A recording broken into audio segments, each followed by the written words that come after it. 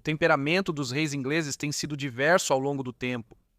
Enquanto alguns ficaram conhecidos por sua notável justiça, muitos outros personificaram o auge da maldade. Um governante, por exemplo, ordenou a erradicação de todo um grupo cultural, ou seja, os dinamarqueses e nórdicos que viviam na Inglaterra. Enquanto o outro orquestrou o genocídio da Nortúmbria, resultando no extermínio de 75% de sua população e cerca de 100 mil mortes. Essas são as histórias de dois reis ingleses que cometeram atrocidades e que eu classifico como alguns dos governantes mais bárbaros da Inglaterra. Primeiro temos o rei Etelredo, o despreparado. Etelredo, lembrado na história como Etelredo, o despreparado por seu governo ineficaz durante as incessantes invasões vikings, é lembrado como um dos piores e mais malévolos reis da Inglaterra. Propenso a acessos de raiva e paixão, ele orquestrou um massacre que não poupou homem, mulher, nem criança entre os dinamarqueses e nórdicos, todos massacrados em uma versão distorcida de justiça.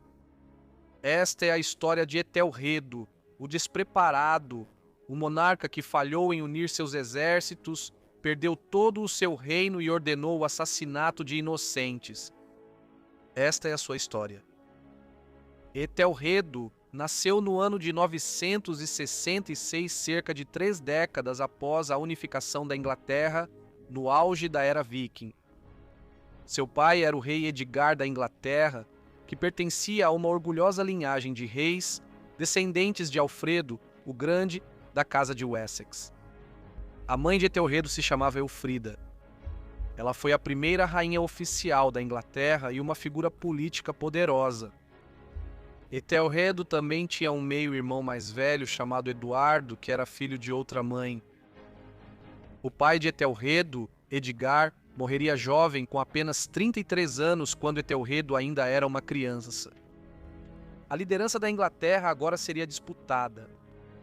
A sucessão ao trono foi disputada entre os apoiadores de seus 2 filhos sobreviventes, Eduardo, que tinha cerca de 14 anos na época e já era quase um homem, e Etelredo, que tinha cerca de 6 anos de idade.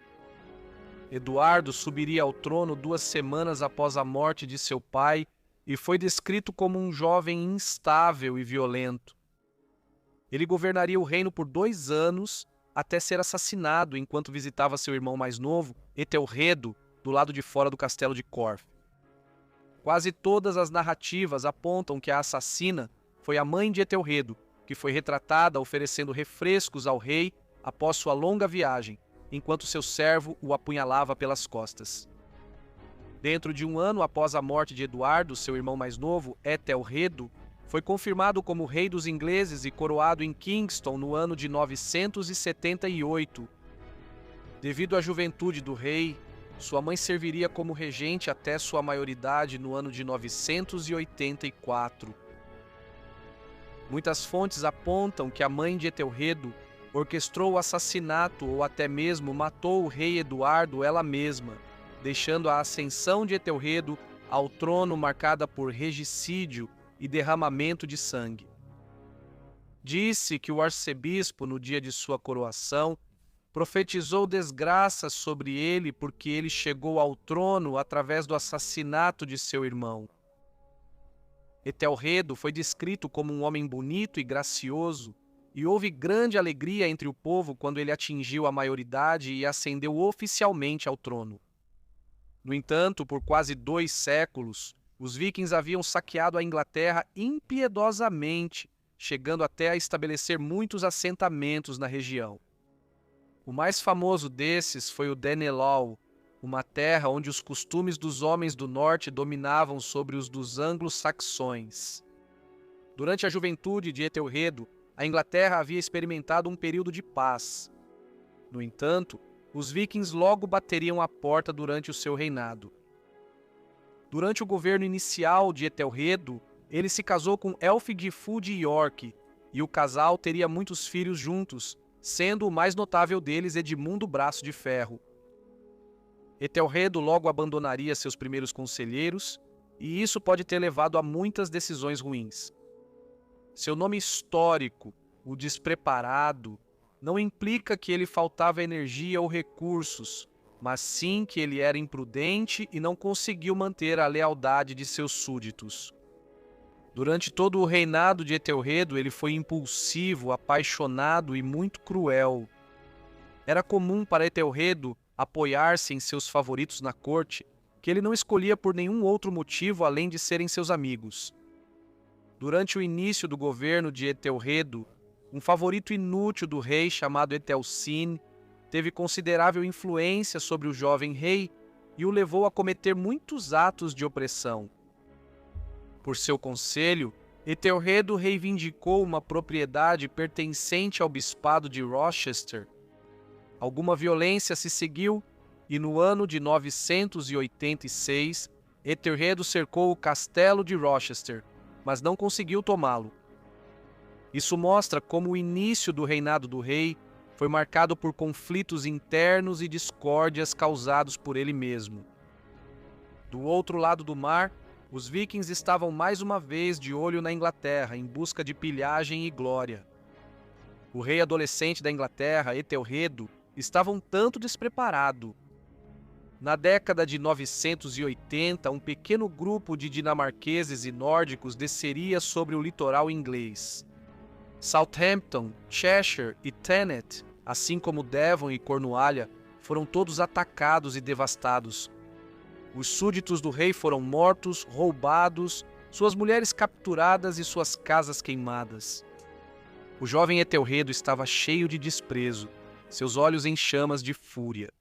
Uma década depois, no ano de 991, de acordo com a crônica anglo-saxônica, o rei da Dinamarca, Sueno Barba Bifurcada, e outro chefe viking chamado Olaf Tryggvason navegaram até Londres com 94 drácares com cabeças de dragão. O exército viking cercou a cidade de Londres, mas não conseguiu tomá-la.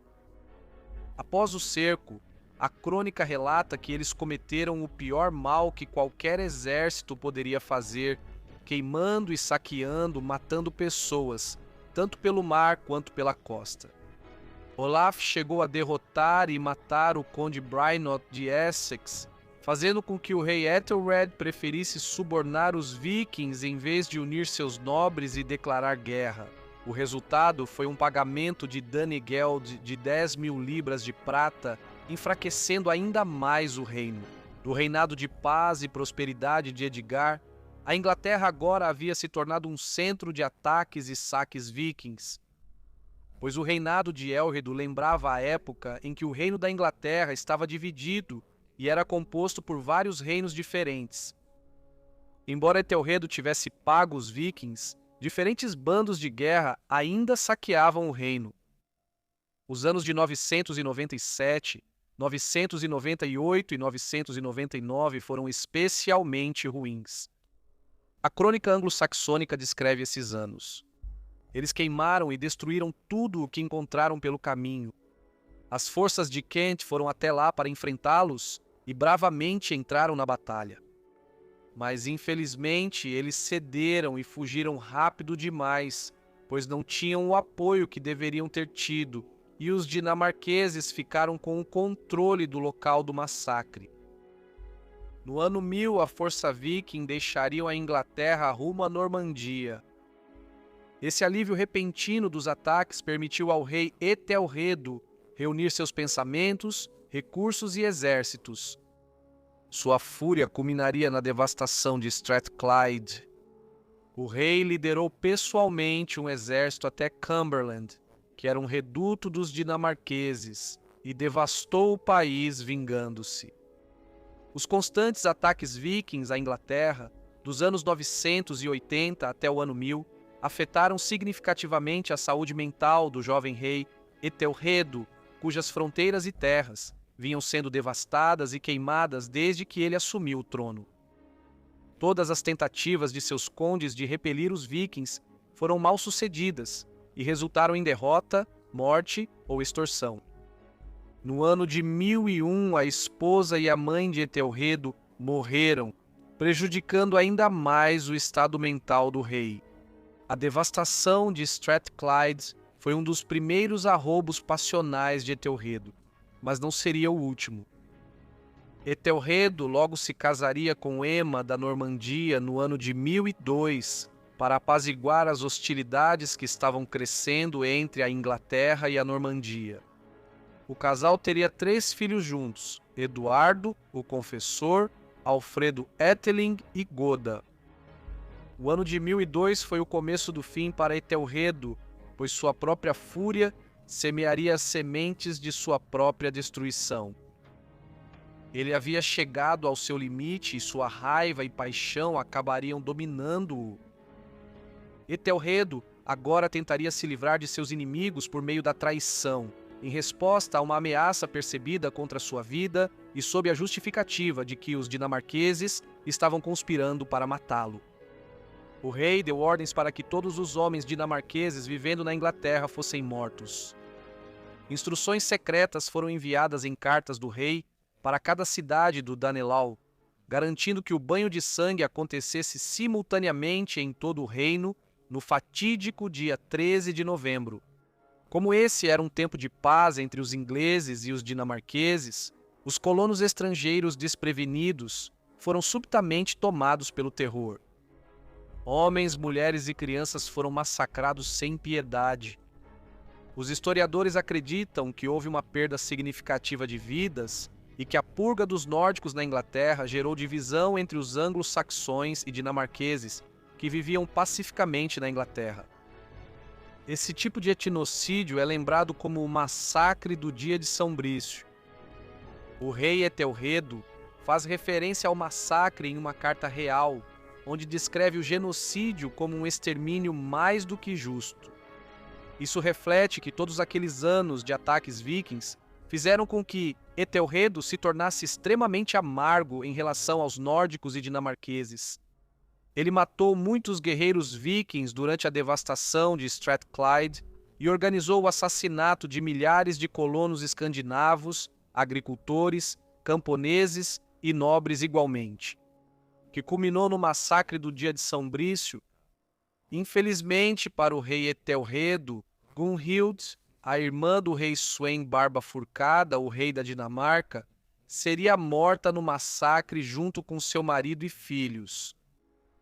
Para vingar a morte dela e acumular mais riquezas, Sweyn lançaria campanhas de saque na Inglaterra, que nesse momento era uma nação enfraquecida. Os constantes ataques à costa inglesa e os pagamentos de Danegeld nos últimos anos haviam enfraquecido o moral e os cofres da nação.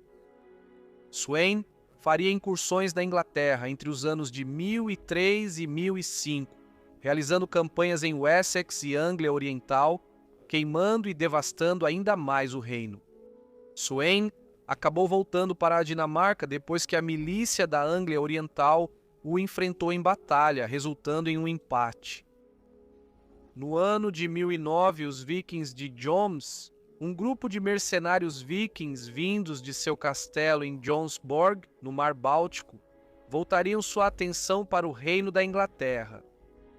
De acordo com a crônica anglo-saxônica, Thorkel, o Alto, o chefe da ordem, devastaria todo o país com seu exército, queimando e saqueando as terras.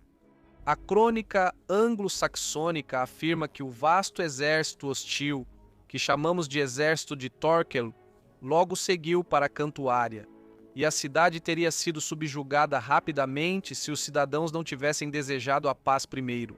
E todo o povo de East Kent fez as pazes com o exército, e lhes deu 3.000. Logo depois disso, o exército avançou até chegar à ilha de Wight, e de lá, por toda Sussex, eles devastaram e saquearam. Então o rei ordenou que toda a nação fosse convocada, para que eles fossem enfrentados de todos os lados. Mesmo assim, eles marcharam como quiseram. Então, em certa ocasião, o rei colocou todas as suas forças à frente deles, quando iam para seus navios, e todo o povo estava pronto para atacá-los. Mas isso foi então impedido por Edric, o Ealdormano. Então, após o meio do inverno, Eles queimaram a cidade de Oxford e venceram uma grande batalha contra os anglos orientais, ficando com o controle do local do massacre e dominando a Anglia Oriental. Por 3 meses eles devastaram e queimaram a terra. Esta passagem da crônica anglo-saxônica retrata o rei Etelredo como fraco e ineficaz, enquanto os vikings de Joms saqueavam e queimavam seu reino. Etelredo se trancou em seu castelo até que toda a força da Inglaterra fosse convocada para enfrentá-los. No entanto, em vez de entrar em uma batalha campal, ele foi dissuadido de lutar por seus nobres da Mércia. Como resultado, os vikings de Joms continuaram a invadir grande parte do país e até tomaram a grande cidade de Cantuária para si. Tudo isso poderia ter sido evitado se o rei os tivesse derrotado em batalha aberta. Essa situação exemplifica porque Etelredo foi chamado de despreparado, já que muitas de suas decisões foram desastrosas. Thorkel acabou oferecendo seus serviços ao rei Etelredo depois que o rei casou uma de suas filhas com o senhor da guerra. No entanto, a estabilidade da Inglaterra estava em desordem, o interior estava em chamas e a ameaça das invasões vikings de Sweyn pairava no horizonte. No ano de 1013, como vingança pelo massacre do dia de São Brício, Sweyn Barba Bifurcada lideraria pessoalmente seus exércitos em uma invasão à Inglaterra. Essa foi a invasão de maior escala de que se tinha memória, e ele rapidamente tomou o país. Como os nobres divididos se curvariam ao rei viking por medo, e seu rei natural, Etelredo, não conseguia uni-los nem reunir uma força para enfrentar o exército viking em batalha aberta. A crônica de Peterborough registra que o conde Uhtred e toda a Nortúmbria rapidamente se curvaram a Sweyn, assim como todo o povo do reino de Lindsey e depois o povo dos 5 burgos. Depois que ele atravessou a Watling Street, eles foram para Oxford, e os habitantes da cidade logo se curvaram a ele e deram reféns. De lá eles foram para Winchester e o povo de lá fez o mesmo. Depois seguiram para o leste, em direção a Londres. Como podemos ver pela crônica, todo o norte se submeteu a Sweyn sem lutar até ele chegar a Londres. Os vikings de Joms haviam desertado para o lado de Ethelred, e Thorkel, o Alto, liderou a defesa da cidade. Como resultado, Sweyn não conseguiu capturar Londres. No entanto, ele não permaneceu e rapidamente passou a conquistar outros condados do país. Temendo a vingança de Sweyn, os londrinos acabaram abrindo os portões da cidade e se renderam a ele. O rei Ethelred enviou toda a sua família para o exílio na Normandia e depois se juntou a eles após consultar Thorkel, o Alto, e o restante de seus condes e generais na ilha de Wight. Ethelred havia acabado de perder todo o seu reino devido à sua incapacidade de unir seus nobres e criar uma força eficaz para enfrentar Sweyn, Barba de Falcão e seus exércitos vikings. Ele também fracassou contra Thorkel, o Alto, a quem teve que subornar junto com muitos outros vikings como Olaf Tryggvason. Sweyn Barba de Falcão agora era o rei da Inglaterra por direito de conquista e detinha domínio sobre toda a terra. No entanto, enquanto reorganizava seu vasto novo império, Ethelred foi agraciado com um golpe de sorte. Sweyn morreu após apenas 5 semanas no trono. Um poderoso conquistador encontrou seu fim enquanto consolidava seu poder sobre seu novo reino. Como resultado, os condes da Inglaterra rapidamente chamaram Etelredo de volta do exílio e buscaram sua restauração ao trono. Ele foi obrigado a jurar lealdade a eles, implementar reformas e atender às suas reivindicações. Ele perdoou tudo o que havia sido dito e feito contra ele durante seu reinado anterior, e tudo isso levou a uma reconciliação emocionante, já que muitos dos lordes e Ethelredo não tinham concordado antes. Eles fizeram juramentos uns aos outros, com os lordes jurando que todo rei dinamarquês estará exilado da Inglaterra para sempre. Muitos dos condes haviam se submetido a Sweyn simplesmente por causa de sua desconfiança em relação a Etelredo, mas ele parecia ser um homem mudado. No entanto, o filho de Sweyn, o príncipe Canuto, permaneceu em solo inglês e muitos o proclamaram rei após a morte de seu pai. O rei Etelredo, reunindo a força de seu exército recém-formado, lançou uma campanha para reconquistar Londres com a ajuda de Olaf Haraldsson. De acordo com o historiador islandês Snorri Sturluson, Olaf liderou um ataque feroz à ponte de Londres com uma frota de navios, rompendo as defesas, em uma demonstração brutal de habilidade marcial.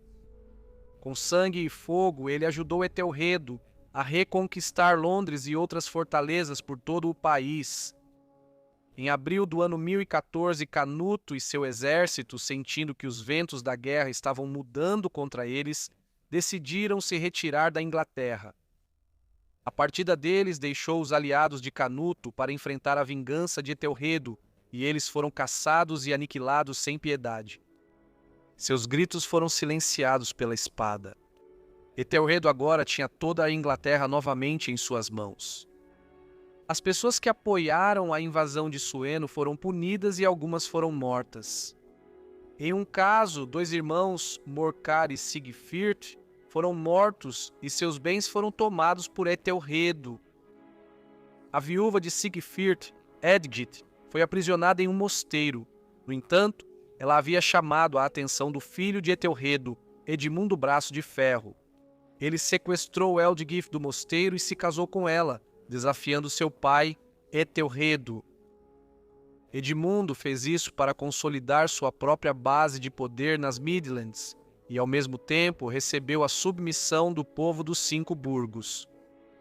Assim, contra a vontade de seu pai, Edmundo formou uma base de poder no norte enquanto Etelredo reinava supremo. No ano de 1016, Canuto retornou à Inglaterra com um vasto exército, iniciando uma nova conquista.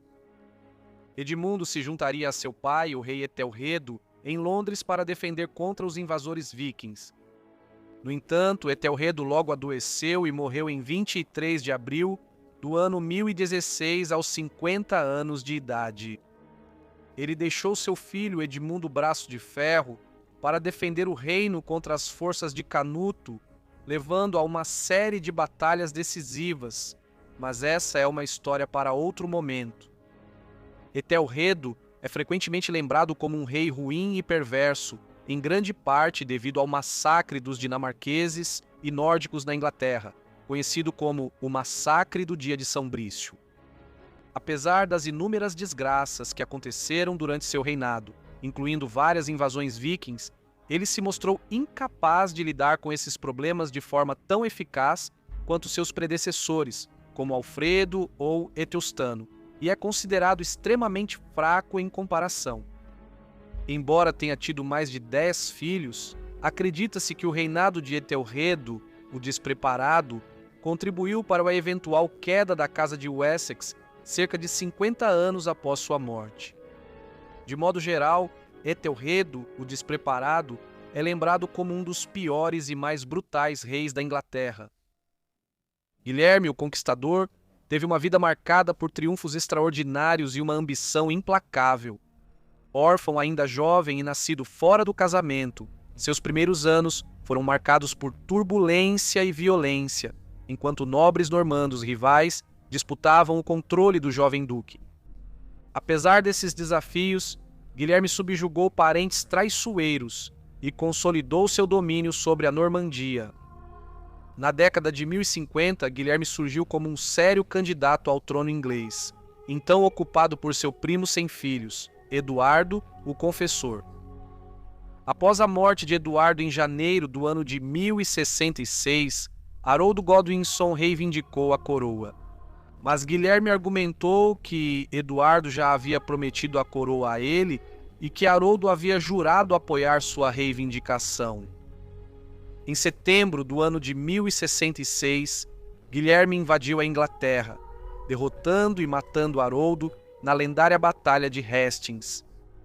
No dia de Natal daquele ano, ele foi coroado como rei da Inglaterra. O reinado de Guilherme, porém, esteve longe de ser pacífico. Rebeliões eclodiram, especialmente na Nortúmbria, lideradas por Edgar Etlingo, o último herdeiro masculino de sangue da casa de Wessex. Guilherme respondeu com brutal eficiência, culminando no infame devastação do norte.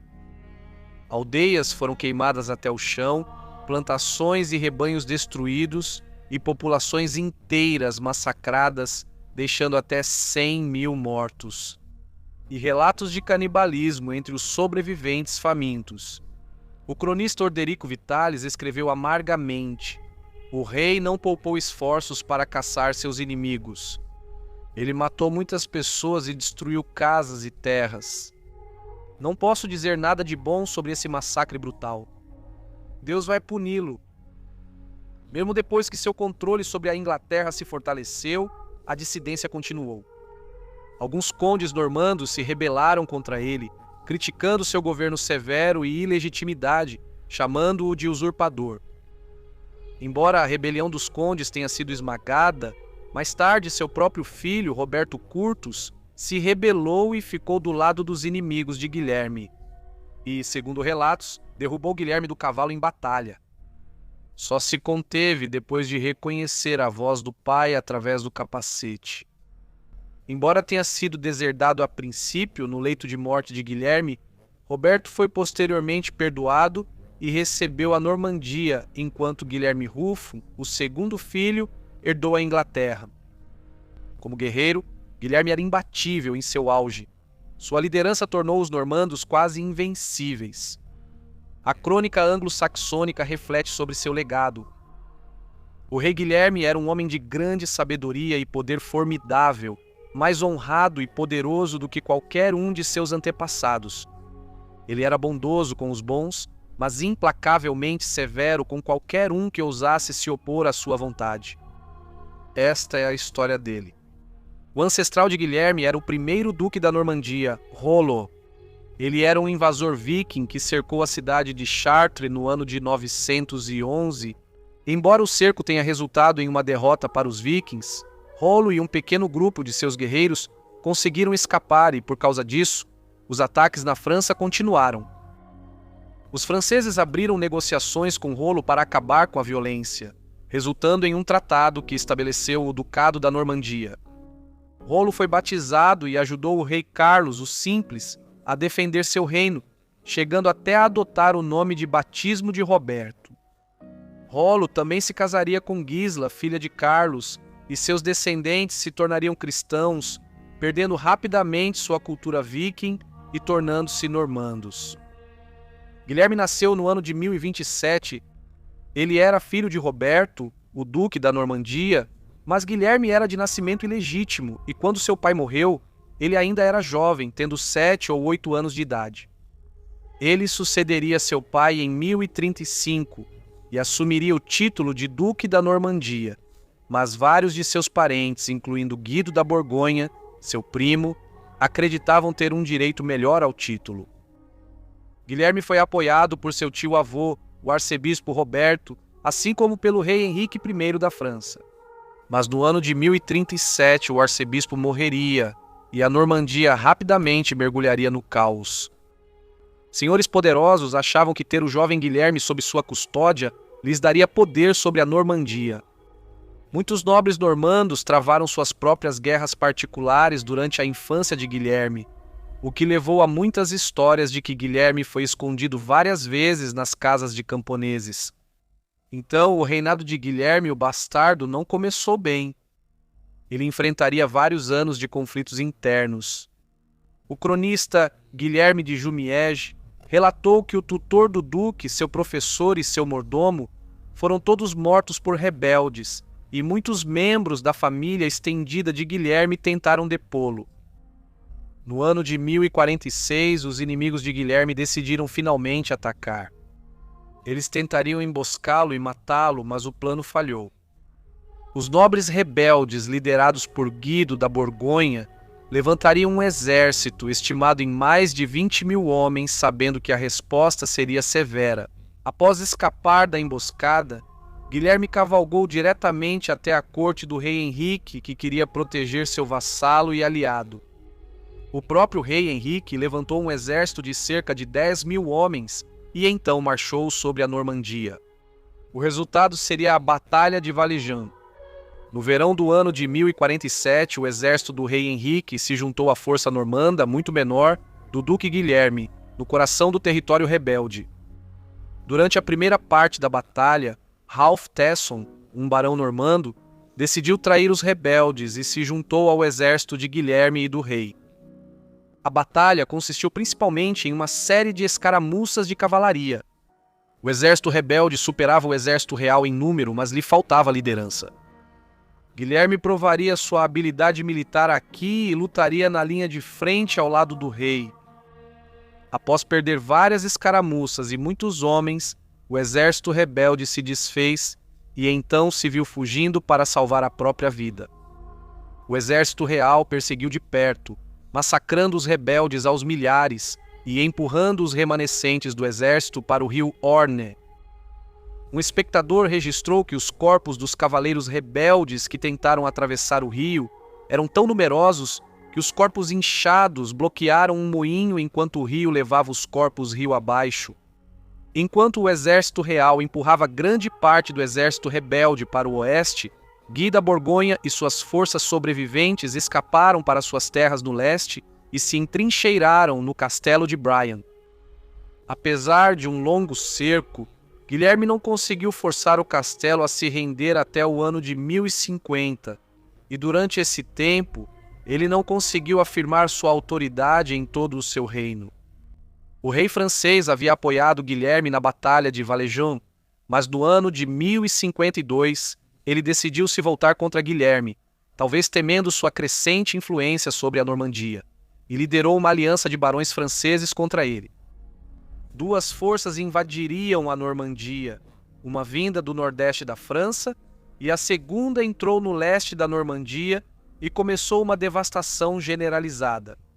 Enquanto o duque Guilherme enfrentava o rei francês, uma força aliada de barões normandos e outros senhores saiu de suas próprias terras.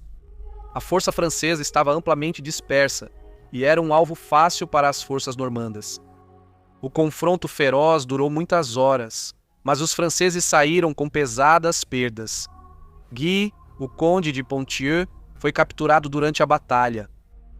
O rei francês viu tudo isso de seu ponto de observação em uma colina do outro lado do rio e retirou o restante de suas forças. Após as derrotas de 1052, os nobres normandos rebeldes foram exilados, as terras normandas dos condes de Ponthieu foram confiscadas e Guy jurou fidelidade a Guilherme após 2 anos de prisão. No entanto, Guilherme logo enfrentaria ainda mais conflitos.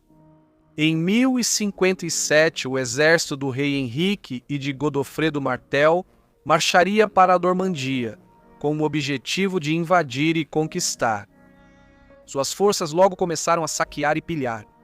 O duque Guilherme, que parece ter relutado em se opor diretamente ao seu suzerano, reuniu um grande exército, mas não tomou nenhuma outra atitude além de manter batedores para relatar os movimentos das forças invasoras. Quando os invasores chegaram a um val no rio Dives, perto de Vardeville, começaram a atravessar, mas quando a maré subiu, o processo só estava pela metade, deixando o exército dividido em 2. Guilherme aproveitou essa oportunidade e atacou metade do exército invasor que ainda não havia atravessado. Guilherme surpreenderia seus inimigos e tingiu o rio de sangue, resultando em um massacre. Os invasores recuaram rapidamente da Normandia e a batalha também marcou o fim da última invasão da Normandia durante a vida do duque Guilherme. Após a retirada de Henrique e Joffre, Guilherme finalmente conseguiu expandir sua influência para além de suas terras normandas. No ano de 1058, Guilherme invadiu as terras do rei Henrique e reconquistou o castelo de Tillers, que havia sido perdido pelos normandos durante a menoridade de Guilherme. Mais uma vez, provando o poder militar de Guilherme. Ele havia superado um rei que antes fora seu aliado e tinha sofrido muitos traumas na infância, devido ao assassinato de todos os seus tutores.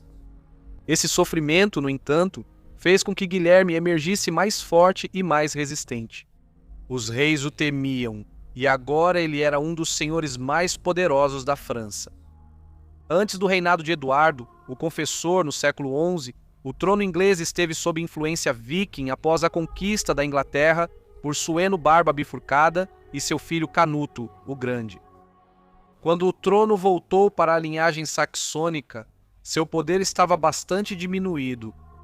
Eduardo, o Confessor, seria lembrado como um rei politicamente fraco. Sua morte provocou uma das disputas pelo trono mais famosas da história. Assim que Eduardo assumiu o trono, ele e Godwin, o conde de Wessex, tornaram-se rivais declarados. Godwin era o homem mais rico e poderoso da Inglaterra, com sua influência indo além da do próprio rei.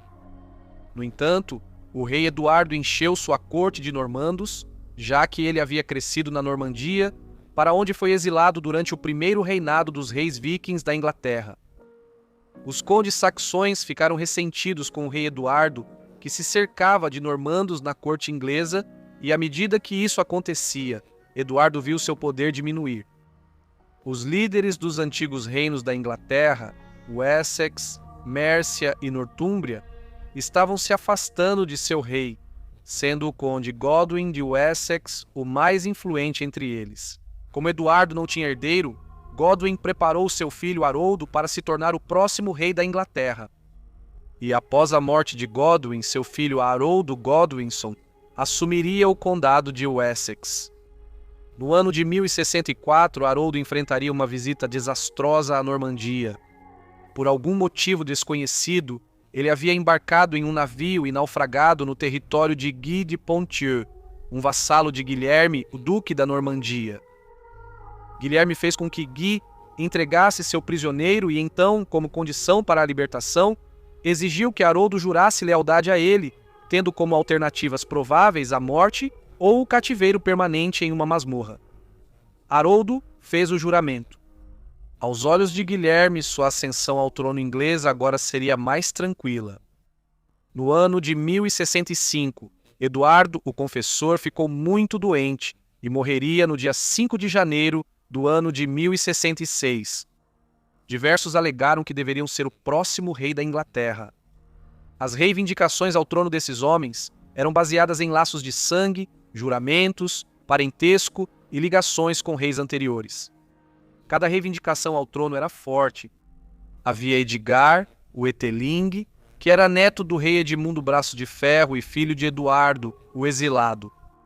Eduardo, o Exilado, havia morrido a caminho da corte inglesa, onde teria sido nomeado herdeiro pelo rei Eduardo, o Confessor. De acordo com o sistema de linhagem, ele era o herdeiro legítimo, sendo um descendente direto de Alfredo, o Grande. No entanto, em 1066, Eduardo tinha uma base de poder enfraquecida. E nos últimos anos, muitos etelinos foram assassinados ou morreram misteriosamente. Assim como o pai de Edgar, Eduardo, o Exilado, e seu avô Edmundo Braço de Ferro, que morreram em circunstâncias misteriosas. Havia também Haroldo Godwinson, que era o chefe da casa de Wessex. Wessex era a parte mais rica e poderosa da Inglaterra, e o próprio Haroldo era bem conhecido na corte. Ele havia agido em nome de Eduardo, o Confessor, e lutado em muitas batalhas. Ele também era o comandante militar mais confiável da Inglaterra. Além disso, segundo a lenda, acredita-se também que seu ancestral era Etelredo, o rei de Wessex e irmão mais velho de Alfredo, o Grande. Com a coroa passando apenas para sua linha direta, porque o filho de Etelredo, na época, era jovem demais para governar devido à ameaça do grande exército pagão. Na Noruega, Haroldo Hardrada também reivindicou o trono da Inglaterra. De acordo com ele, Eduardo, o Confessor, havia tomado o lugar de seu sobrinho, o rei Magnus, o Bom. Magnus havia sido nomeado herdeiro do trono dinamarquês pelo rei Hardacanuto. Após o acordo, Magnus acreditava que esse pacto também se estendia ao trono inglês. Eduardo simplesmente assumiu o trono antes de Magnus, que morreria sem filhos. O co-rei de Magnus na Noruega era Haroldo Hardrada até a morte de Magnus, quando Hardrada se tornou o único rei da Noruega. Haroldo Hardrada agora acreditava que a coroa da Inglaterra era legitimamente dele, já que Eduardo havia usurpado Magnus, e Magnus agora estava morto. Guilherme, o Duque da Normandia, era outro pretendente ao trono. Ele afirmava que não apenas Eduardo o havia designado como próximo rei, mas que Haroldo Godwinson havia jurado solenemente que apoiaria Guilherme em sua reivindicação ao trono. Também havia a relação que existia entre a Normandia e a Inglaterra. Emma da Normandia era a tia-avó de Guilherme, e Eduardo, o confessor, passou grande parte de sua juventude exilado na corte normanda. No dia seguinte à morte de Eduardo, o confessor, houve uma reunião do Witten para decidir quem seria o próximo rei da Inglaterra. O Witten era composto por um grupo de vários lordes e bispos, e eles consideraram os méritos dos 4 principais candidatos: Guilherme, o Duque da Normandia, Haroldo Godwinson, Edgar Ætheling, o último descendente direto de Alfredo, o Grande, e Haroldo Hardrada. Todo o princípio da sucessão havia sido virado de cabeça para baixo pelo intervalo dos reis vikings, e o Witten já não se sentia mais obrigado a escolher um rei pertencente à linhagem de Alfredo. Quando ficou óbvio que era necessário um homem forte no trono, e Edgar Ætheling era apenas um garoto. Quaisquer que tenham sido as promessas que Eduardo, o confessor, possa ter feito a Guilherme, ele sem dúvida nomeou Haroldo como seu sucessor. No dia seguinte à morte de Eduardo, Haroldo foi eleito rei pelo Witten. Hardrada viria a reivindicar a coroa, mas foi derrotado por Godwinson na Batalha de Stamford Bridge. Assim, o novo rei da Inglaterra provou ser um estrategista e comandante brilhante e consolidaria seu nome na história. Enquanto o rei inglês Harold Godwinson lutava no norte, Guilherme atravessava o canal com o objetivo de conquistar e forjar uma nova dinastia. Guilherme, o Duque da Normandia, obteria o consentimento do Papa Alexandre II para a invasão da Inglaterra e também carregaria o estandarte papal, significando que Deus estava com ele. Guilherme também garantiu o apoio político de Henrique IV, o imperador do Sacro Império Romano Germânico, e do rei Sweyn II da Dinamarca. Guilherme e sua frota cruzaram o Canal da Mancha sem impedimentos durante a noite de 28 de setembro de 1066. Após derrotar Hardrada em Stamford Bridge no dia 25 de setembro, Haroldo Godwinson teve que marchar para o sul o mais rápido possível para enfrentar os invasores normandos. Na manhã de 14 de outubro de 1066, Guilherme, o Duque da Normandia, dividiu seu exército em 3 grupos: arqueiros, soldados de infantaria e cavalaria. As tropas de Haroldo Godwinson se aproximaram sob a cobertura da floresta e tomaram suas posições no topo de uma colina. A posição elevada permitia hostilizar qualquer soldado que tentasse subir, arremessando dardos contra eles. Os ingleses logo formariam uma parede de escudos, com as fileiras da frente segurando seus escudos bem juntos ou até sobrepostos para fornecer proteção contra ataques à distância. A batalha começou com os arqueiros normandos atirando ladeira acima, mas a parede de escudos inglesa repeliu facilmente as flechas. Depois, os lanceiros normandos enfrentariam os ingleses em combate corpo a corpo. Ao se aproximarem dos ingleses, os soldados normandos foram recebidos com uma chuva de dardos, até que o combate corpo a corpo começou. Os soldados de Guilherme estavam sendo dizimados e não conseguiam romper a parede de escudos. Então, a cavalaria normanda avançaria para apoiá-los. A cavalaria também não conseguiu romper a parede de escudos saxã. Apesar de exausto, o exército inglês estava com um moral elevado, tendo acabado de derrotar Haroldo Hardrada no norte, e eles repeliriam os normandos enquanto o sangue escorria pela colina do campo de batalha. Como os normandos não conseguiram romper a parede de escudos anglo-saxã, a batalha começou a virar a favor dos ingleses, e uma retirada geral começou.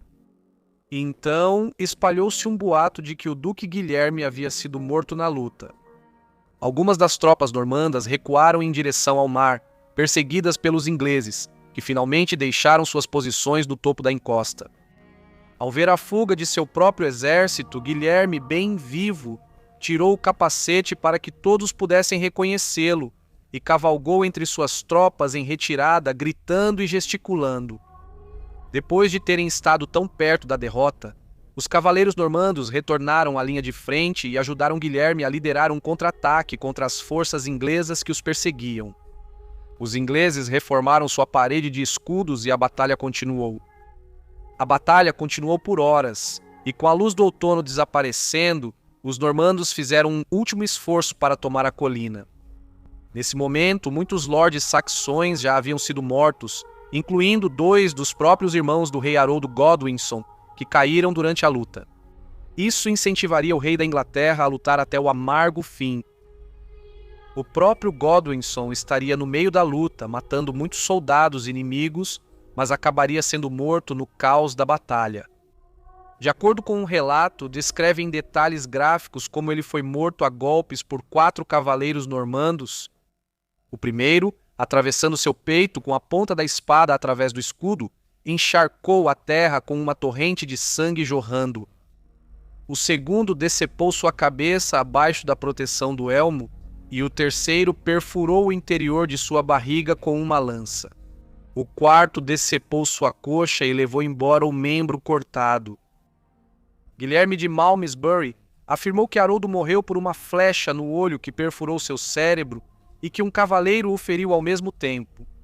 Com muitos relatos diferentes sobre a morte sangrenta de Haroldo, os historiadores concordam que ele morreu no final da batalha e encontrou seu fim em meio à luta. A morte de Haroldo Godwinson deixou os ingleses sem liderança e sua formação começou a desmoronar. No entanto, os soldados da guarda pessoal de Haroldo se reuniram ao redor do corpo do rei e lutaram até o amargo fim. Após um dia inteiro de batalha feroz, os homens de Guilherme da Normandia saíram vitoriosos. Após a Batalha de Hastings, Guilherme esperava que os nobres ingleses simplesmente se submetessem a ele, mas um dos antigos pretendentes ao trono seria proclamado rei pelo Vitan. Edgar Wettelin, neto de Edmundo Ironside e último descendente direto de Alfredo, o Grande, assumiria o trono. Ele foi apoiado por membros poderosos sobreviventes da classe dominante saxônica, como Eduino, o conde de Mercia, e Morcar, o conde da Nortúmbria. No entanto, esses senhores já haviam ignorado a reivindicação dele em favor de Haroldo Godwinson, e suas lealdades eram questionáveis. Guilherme logo atravessaria o rio Tâmisa, e à medida que os normandos se aproximavam de Londres, os principais apoiadores de Edgardo começaram negociações com Guilherme. Em dezembro, os membros restantes do Witan em Londres se reuniram e levaram o rei não coroado para encontrar Guilherme e se submeter a ele. Edgardo, sem exército, sem condes ingleses leais e sem aliados, prestaria homenagem a Guilherme, deixando de lado por um tempo sua reivindicação ancestral como rei da Inglaterra. No dia 25 de dezembro de 1066, Guilherme foi coroado rei da Inglaterra na abadia de Westminster. Sua conquista lhe rendeu o título de conquistador. Apesar da submissão dos nobres ingleses, a resistência continuou por anos, havendo muitas rebeliões e levantes em Nortúmbria. Guilherme manteve Edgar sob sua custódia e o levou junto com outros líderes ingleses para sua corte na Normandia em 1067, antes de retornar com eles para a Inglaterra. Edgar logo escaparia da custódia de Guilherme. Esse jovem de 16 anos cavalgaria para o norte e incitaria uma rebelião. Nas sombras, os rebeldes do norte estavam se organizando em uma força eficaz em torno da figura de Edgar Etelingo. Edgar faria uma aliança com Malcolm III, o rei dos escoceses, que se casou com a irmã de Edgar, Margarida. Os rebeldes não só queriam restabelecer o que consideravam ser a verdadeira linhagem dos reis da Inglaterra, como já estavam chamando e se referindo a Edgar como rei. Mas os senhores anglo-saxões também haviam perdido grande parte de suas terras para os nobres normandos, e Edgar era a solução deles para recuperar o poder perdido. Edgar também havia forjado uma aliança com outro rei, Sweyn II da Dinamarca, que prometeu apoiá-lo e enviar homens caso ele precisasse de assistência contra Guilherme. A Nortúmbria há muito tempo era um lugar selvagem e perigoso. No entanto, quando Guilherme, o Conquistador, subiu ao trono inglês, o lugar realmente se tornou uma terra selvagem, não fazendo distinção entre nobres e plebeus. Cospe, um magnata nortúmbrio, prestou homenagem a Guilherme, e Guilherme o recompensou tornando-o conde da Nortúmbria. Após apenas 5 semanas como conde, Cospe foi assassinado por Ossulf, neto de Uhtred, o Bravo, em uma rixa de sangue que já durava gerações. Logo depois, Ossulf também seria morto, e seu primo Cospatric compraria de Guilherme o condado. O conde Cospatric logo se tornaria um dos líderes que se juntaram ao jovem Edgar Ætheling em sua rebelião contra Guilherme. Edwin, o conde de Mércia, também se juntaria à rebelião. Edgar agora tinha a lealdade do rei da Escócia, do rei da Dinamarca, do conde da Nortúmbria e do conde da Mércia. Edgar tinha o apoio de nações e de metade da Inglaterra, e ele era o verdadeiro último herdeiro da terra. Então o povo se uniria a ele. Ele era um símbolo de esperança contra os invasores normandos que haviam subjugado grande parte da aristocracia inglesa e estavam exigindo altos impostos, afetando tanto senhores quanto camponeses. Guilherme, agora ciente de que problemas estavam surgindo no norte, enviou Roberto Comyn para a Nortúmbria com 700 homens para destituir Gospatric do condado da Nortúmbria, pois a notícia de sua traição havia chegado aos ouvidos do rei. Roberto chegaria tão ao norte quanto Durham. Quando ele chegou, o bispo Etelvino o avisou que um exército rebelde estava à espreita no norte e se mobilizaria contra ele. Roberto, no entanto, ignoraria esse conselho. Os rebeldes da Nortúmbria atacaram a cidade de Durham em 1069. Eles rapidamente invadiram a cidade e começaram a matar qualquer normando que encontrassem. Os cavaleiros normandos de Roberto foram rapidamente mortos ou fugiram, assim, eliminando completamente seu exército e o controle de Guilherme, o conquistador sobre o norte. Roberto ouviu a comoção de dentro da casa do bispo onde estava hospedado. Os rebeldes sabiam que o bispo havia se aliado aos normandos e abandonado seus companheiros saxões, então eles queimaram sua casa até reduzi-la a cinzas e Roberto foi consumido pelas chamas. Durham havia acabado de cair e Edgar Ætheling aproveitaria isso com a energia dos nortistas sendo incomparável devido ao seu espírito inquieto. Ele marcharia para o sul até a cidade de York. A cidade caiu rapidamente, pois os habitantes reconheceram Edgar como seu senhor natural e o chamaram de rei. Edgar, que embora fosse jovem, agora era um líder de homens, mas a disputa pelo poder em que ele estava envolvido era perigoso, e a terra que ele desejava governar sofreria. De acordo com a crônica anglo-saxônica, foi isso que aconteceu. Edgar Ætheling marchou com todos os nortúmbrios até York, e os habitantes da cidade negociaram com ele, ao que o rei Guilherme veio do sul com todas as suas tropas, saqueou a cidade e matou muitas centenas de pessoas. Guilherme, que havia acabado de voltar da Normandia na época, recebeu notícias dos desastres em Durham e York e respondeu de maneira típica, marchando pessoalmente para o norte com um exército ainda maior do que antes. Guilherme chegou a York tão rapidamente que pegou os rebeldes de surpresa e derrotou aqueles que ainda tinham coragem de lutar. Após o sucesso de Edgar, Guilherme logo mostrou quem tinha o exército mais competente. Sob o comando do conquistador, os normandos eram realmente uma força a ser respeitada. Eles já haviam derrotado um rei anglo-saxão, e o próximo seria o Ætheling. Os dinamarqueses, há muito, reivindicavam partes da Inglaterra como suas, e esses guerreiros vikings eram famosos por aproveitar ao máximo qualquer agitação política em terras estrangeiras que consideravam uma rica fonte de pilhagem. Asbjorn, o irmão de Sweyn, segundo da Dinamarca, desembarcou na costa do norte da Inglaterra com uma frota dinamarquesa de cerca de 300 navios em setembro de 1069, e Edgar foi chamado de volta da Escócia. York seria mais uma vez o ponto focal da rebelião. Os dinamarqueses teriam navegado até York com 240 navios, onde se encontraram com Edgar Ætheling e o conde Cospatric da Nortúmbria. Na crônica anglo-saxônica, eles foram descritos como um exército imenso. Edgar liderou pessoalmente seus homens até York, retomando rapidamente a cidade com derramamento de sangue.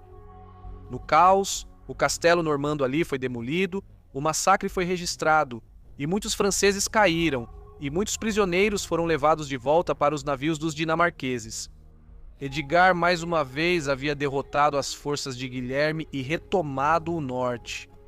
Essa foi a maior derrota normanda de toda a conquista, e agora a ameaça mais séria ao reinado de Guilherme na Inglaterra. Guilherme reuniu um exército e marchou.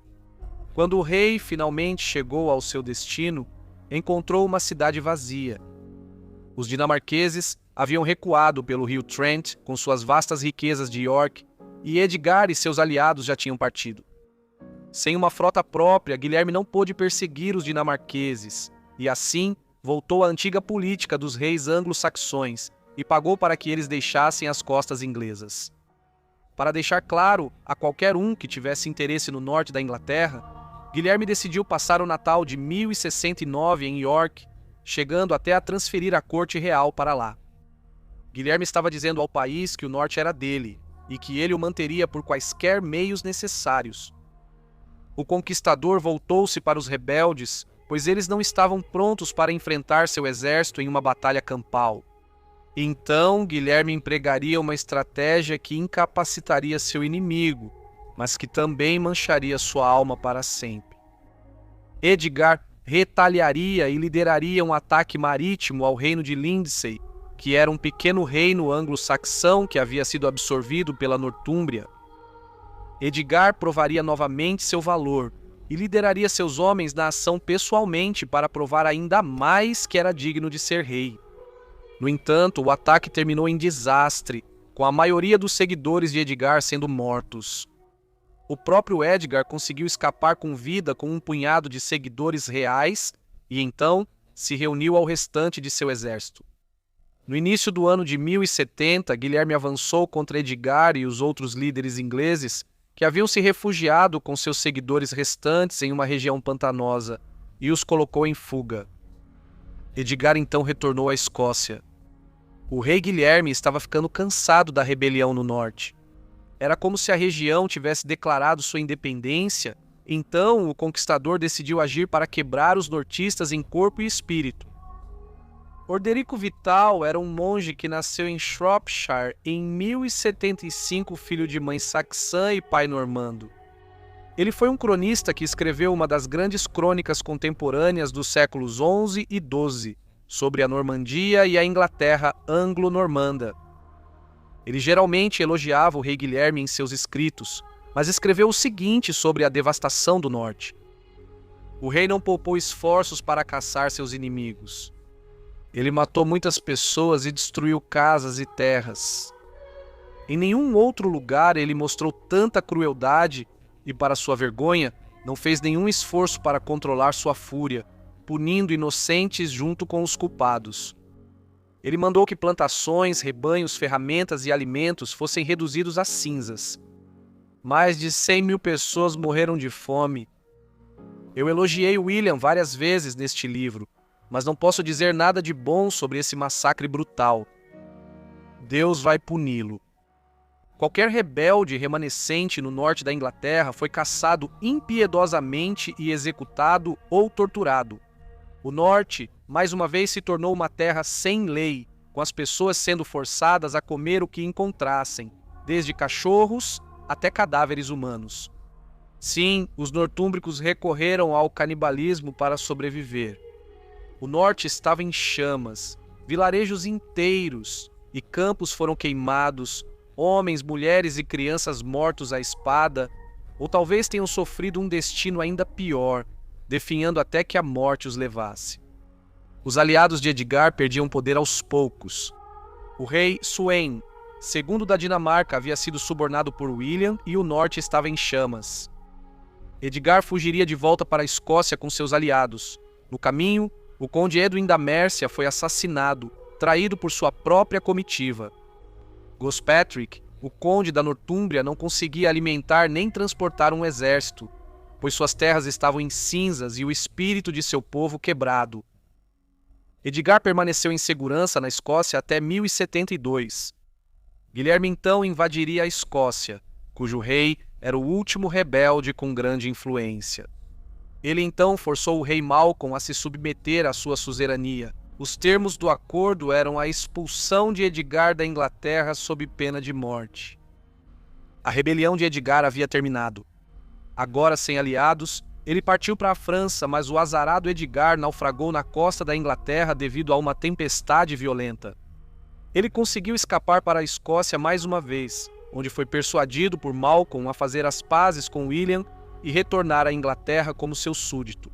Abandonando qualquer ambição de recuperar seu trono ancestral, William forjou sua nova dinastia. E o impacto de sua conquista da Inglaterra foi profundo, deixando mudanças duradouras na igreja, aristocracia, cultura e língua do país.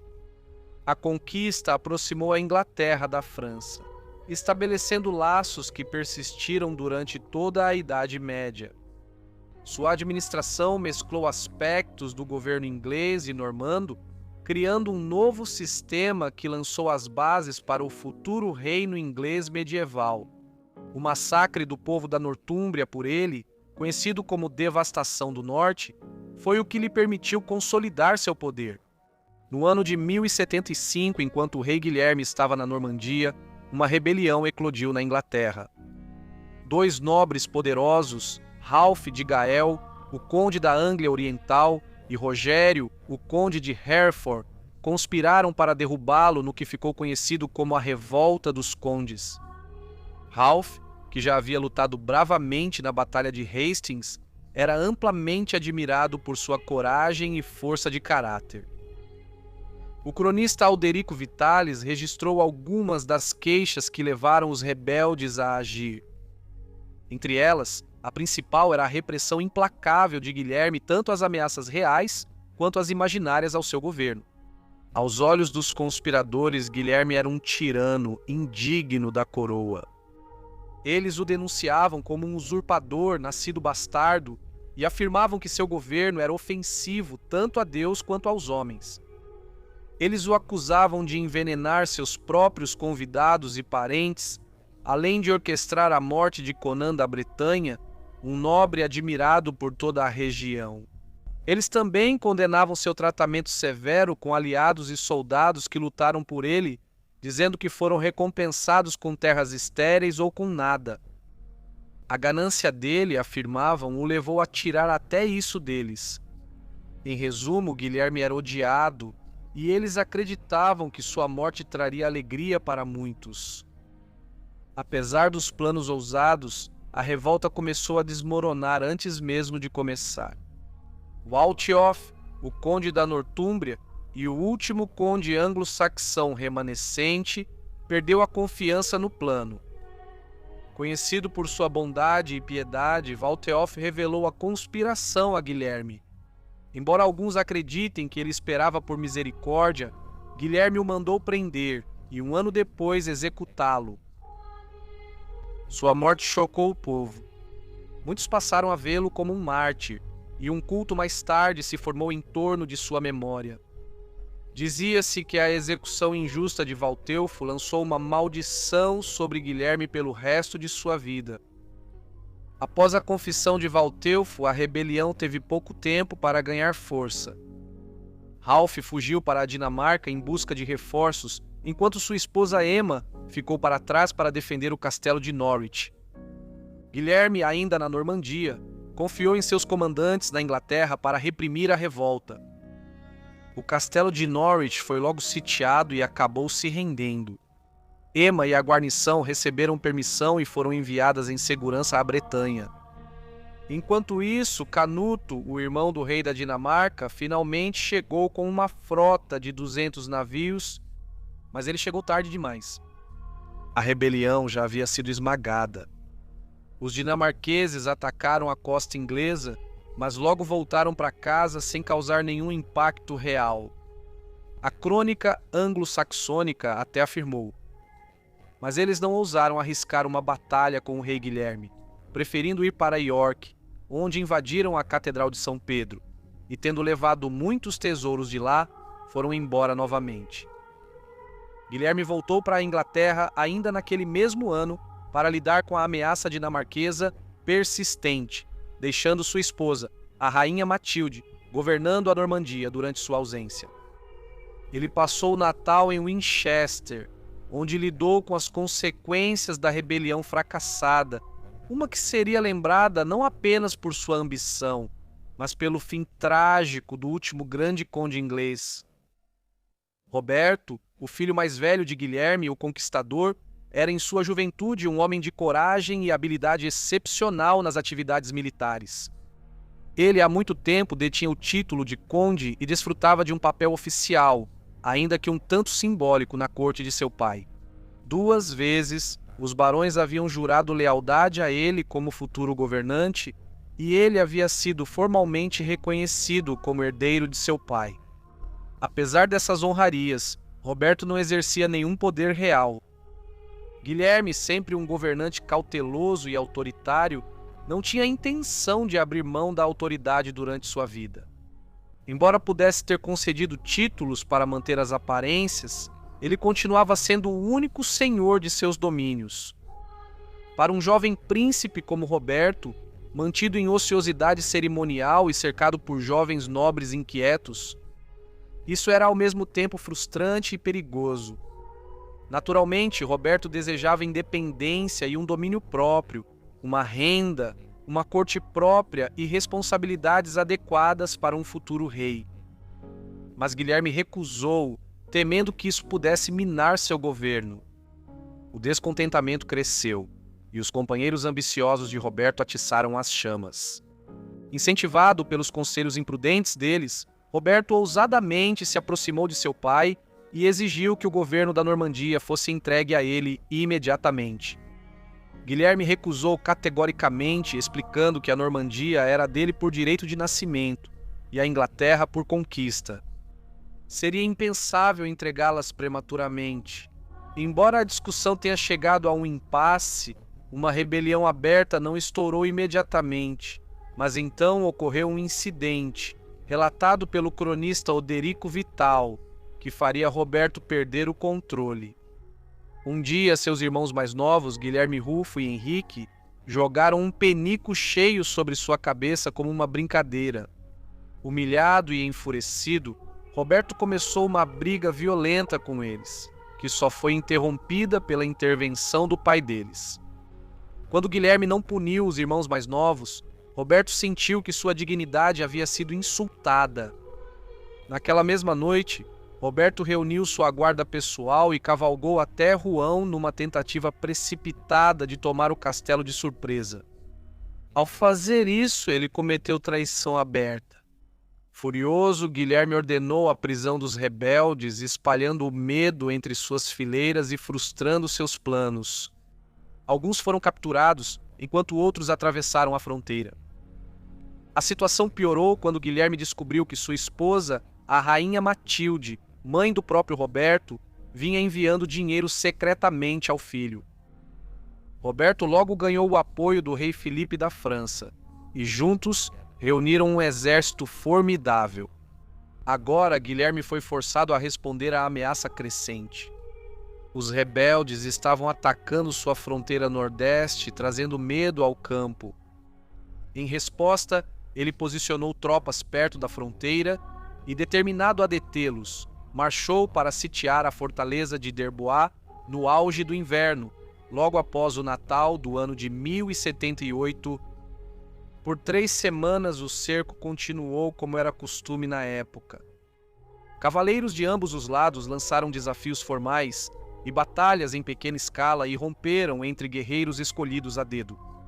Finalmente, os defensores lançaram um contra-ataque ousado, atraindo o exército sitiador para uma batalha em campo aberto. Na luta feroz que se seguiu, pai e filho ficaram frente a frente. O conquistador idoso, embora veterano de muitas batalhas, não foi páreo para seu filho jovem e habilidoso. Guilherme foi ferido no braço ou na mão e seu cavalo foi morto sob ele. Uma versão fala de Tokig, um inglês leal que correu com outro cavalo para salvar o rei, apenas para ser abatido por uma flecha inimiga momentos depois. Outra versão da história afirma que Roberto, reconhecendo a voz de seu pai, desmontou e ofereceu seu próprio cavalo para que o rei pudesse escapar. As forças reais foram derrotadas, muitos foram mortos ou capturados, incluindo o irmão mais novo de Roberto, Guilherme Ruivo, que ficou ferido. Foi uma derrota completa e o exército de Guilherme fugiu do campo de batalha. A derrota foi uma humilhação amarga para o longo e glorioso reinado de Guilherme. Não só ele perdeu sua primeira batalha, como também foi derrotado pelo próprio filho em combate singular. Guilherme de Malmesbury chegou a descrever isso como o único verdadeiro desastre da carreira do conquistador.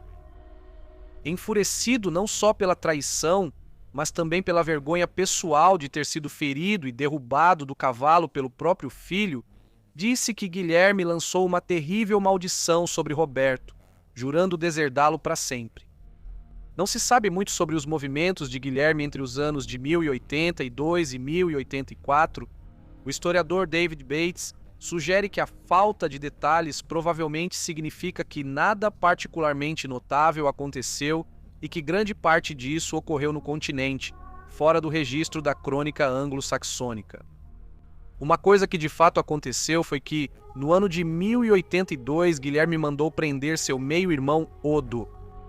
Orderico Vital afirmou que Odo tinha ambições de se tornar o Papa e tentou persuadir alguns dos vassalos de Guilherme a ajudá-lo a lançar uma invasão no sul da Itália. Tal ato teria minado a autoridade do rei e Guilherme não podia tolerar isso. Embora Odo tenha permanecido na prisão pelo resto do reinado de Guilherme, suas terras nunca foram confiscadas. Os detalhes sobre o paradeiro do próprio Guilherme durante os anos de 1084 e 1085 são obscuros. Sabemos que ele estava na Normandia durante a Páscoa do ano de 1084 e pode ter retornado à Inglaterra depois para arrecadar dinheiro a fim de financiar a defesa contra uma possível invasão de Canuto IV da Dinamarca. No Natal do ano de 1085, o rei Guilherme ordenou um levantamento sem precedentes de todas as propriedades de terras em seu reino. Esse vasto empreendimento, organizado por condados, viria a ser conhecido como o Livro do Juízo Final, um registro tão completo e definitivo que foi associado ao julgamento final. Para cada condado, o levantamento listava as propriedades de cada dono de terras organizadas por nome.